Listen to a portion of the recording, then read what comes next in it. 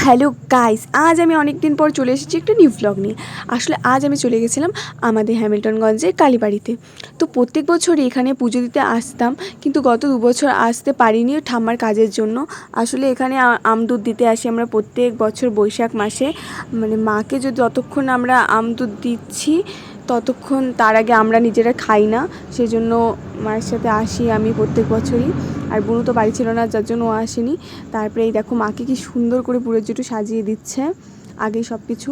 আর আমি একটু আগে চলে গেছিলাম, আমি বলতে আমার মা আর আমি দুজন মিলে একটু আগে চলে গেছিলাম। সবাই অনেক পরে মানে এসেছে, ভিড় পরে হয়েছে। আর দেখো ডালি ভর্তি কি সুন্দর ফুল সাজানো ছিল।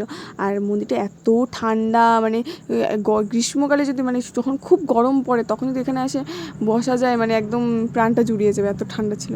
আর যেহেতু মায়ের মন্দির আছে তো পাশে তো ভোলানাথের মন্দির থাকবে, এটাই তো মানে স্বাভাবিক কথা। তো আমাদের ভোলানাথের মন্দির আগে ছিল ভালোই, কিন্তু পরে এটা নতুন করে ভেঙে বানানো হচ্ছে, তখন এটা পুরোপুরি কমপ্লিট হয়নি, এখন সব কিছু রাখা রয়েছে।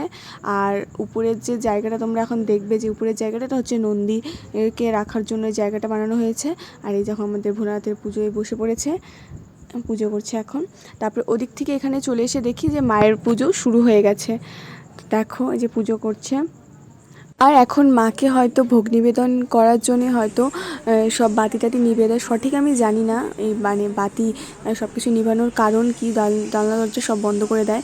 কিন্তু পুরোহিত যেটু এটুক বললো যে এখন নাকি যদি মন দিয়ে আমরা শুনতে পারি, যদি একদম স্থির থেকে, তাহলে মায়ের নুপুরের শব্দ নাকি আমরা শুনতে পারবো। তো তারপরে আমি তো অনেক চেষ্টা করেছি শোনার জন্য। আর এই দেখো এখন দরজাটা বন্ধ করবে, তার জন্য উলু দিয়ে, মানে সবাই উলু দিতে হয় যে বন্ধ করবে। দেখো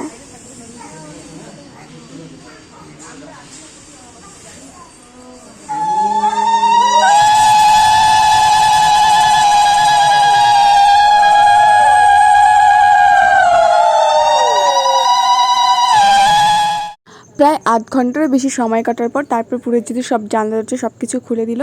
আর এই দেখো তোমাদের মায়ের দর্শন করে না, আমাদের মাকে কত সুন্দর লাগছে দেখতে। তারপর সব আলো টালো জ্বালিয়ে দেওয়ার পর তারপরে শুরু হলো আরতি।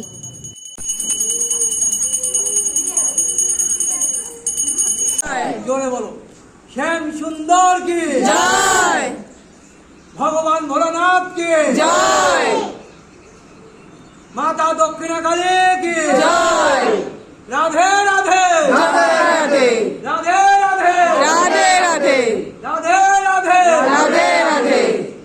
খুব সুন্দর, বলো নমো নমো।